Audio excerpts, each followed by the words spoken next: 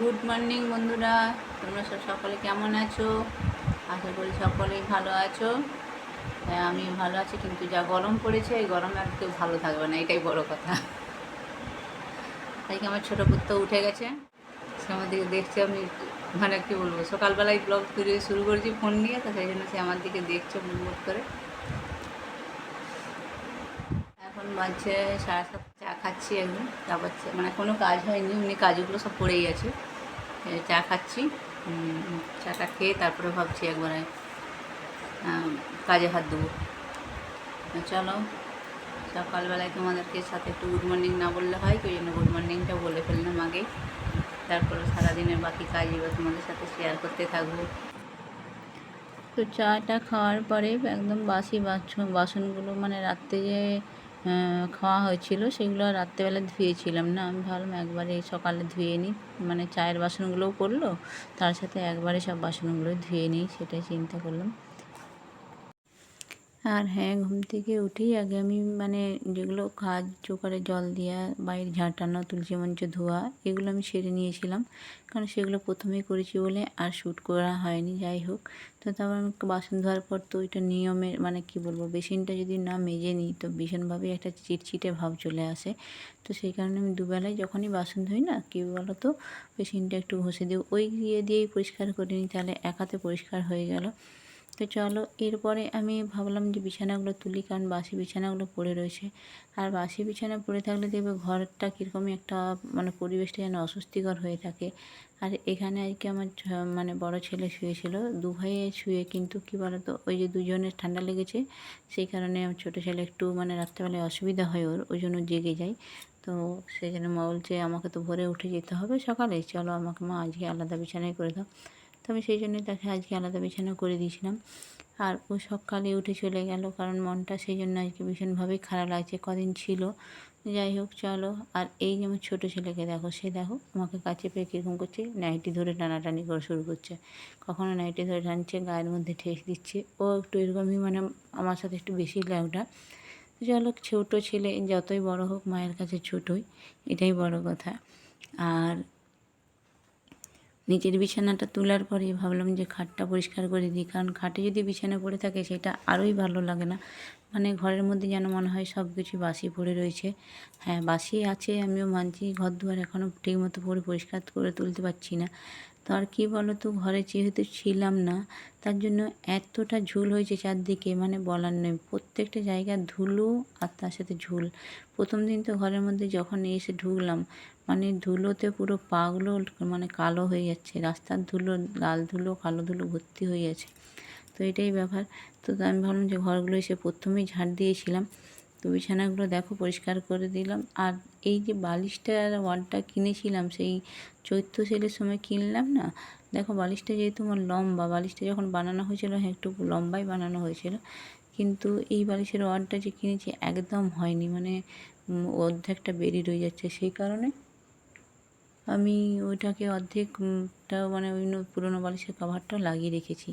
তা করতে করতে আবার এই যে মানে ছেলের বইয়ের তাকটা ভাবলাম একটু গুছিয়ে দিই, কারণ সব কিছু একটু অগোছালা হয়ে গেছে, কারণ বাড়িতে ছিলাম না, তখন তো সেই তোড়জোড় করে যাওয়ার সময়, তাই যেমন খুশি করে সব রেখে দিয়ে চলে গেছিলাম। তো আজকে ভাবলাম একটু সময় পেয়েছি, চলো সব কাজগুলো করি। আর কি বলো তো, এতদিন ভিডিও, মানে কী বলবো, 10-15 দিন হয়ে গেল এইভাবে আমি ব্লগ বানাইনি, সেই জন্য একটু অসুবিধা হচ্ছে। আজকে আবার ক্যামেরা ধরে সব কিছু কাজকর্ম দেখানো, এটা একটু প্রবলেম হয়ে যাচ্ছে আমার পক্ষে। মানে ক্যামেরা সেটিং করতে হচ্ছে, কোথায় রাখবো, কীভাবে রাখবো, সেইভাবে দেখে সবসময় করতে একটু সময় লাগছে। যাই হোক, তবুও তো করতে হবে, দিন তো আর একই রকম ওইভাবে ভিডিও দিলে হয় না।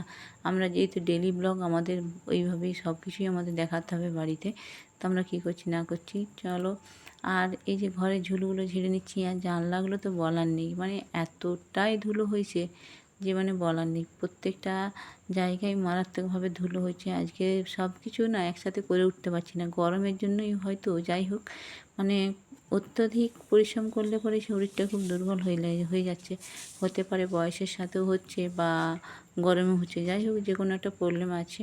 তো চলো, আমি এই করতে করতে ঝুলগুলো ঝাড়া হয়ে গেছে, আমি ভাবলাম তাহলে একবারে ঘরটা ভালো করে মুছে, মানে ঝেঁটিয়ে মুছে দেবো, সেটাই ভাবলাম।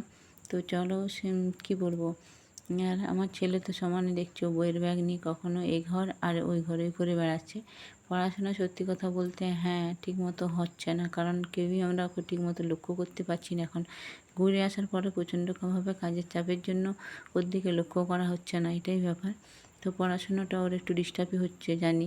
আর ও তো মানে কী বলবো, ছোটো ছেলে, পড়া মানে না ধরতে পারলেই বাস ফাঁকি দিয়ে কাটিয়ে দিচ্ছে, এরকম একটা ব্যাপার চলছে।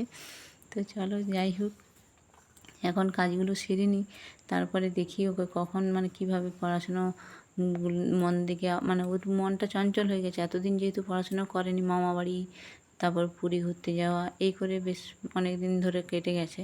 তো সেই জন্যই মানে পড়াশোনাটা ওর মনটা একটু চঞ্চলই হয়ে গেছে। সেটাকে আবার আমাদের দায়িত্ব ওকে ঠিকমতো জায়গায় আবার বসানো, পড়াশোনার দিকে মনটা দেওয়া, এটাই আমাদের কর্তব্য, মা বাবা হয়ে আমাদের এটাই কর্তব্য। তো চলো আমি ঘরগুলো ঝাঁটিয়ে নিলাম। এরপরে ভাবলাম যে একবার সবজিগুলো কেটে নিই, কারণ সবজিগুলো যদি না কেটে নিই, আর কী বলতো মাছটা নিয়ে এসেছে, তো মাছটা ভাবলাম এক হাতে ধুয়ে নেবো, ধুয়ে নিয়ে সবজিগুলো কেটে দেবো। তো চলো আমি একবারে কী বলবো ঝাঁটপাট দিয়ে পরিষ্কার করে দিয়ে চালটা ভাবলাম একটু ধুয়ে নিই। আর এখন আমাদের কী বলতো জলের সমস্যাটা কী হচ্ছে, ট্যাঙ্কিতে একদম জল উঠছে না, পাম্পে জল উঠছে না বললেই হয়, ট্যাঙ্কিতেও মানে একদমই জল উঠছে না। সেই জন্য সব কিছু জলই ওই বালতিতে ধরে রেখে কাজকর্ম করতে হয়, এটাই প্রবলেম হচ্ছে।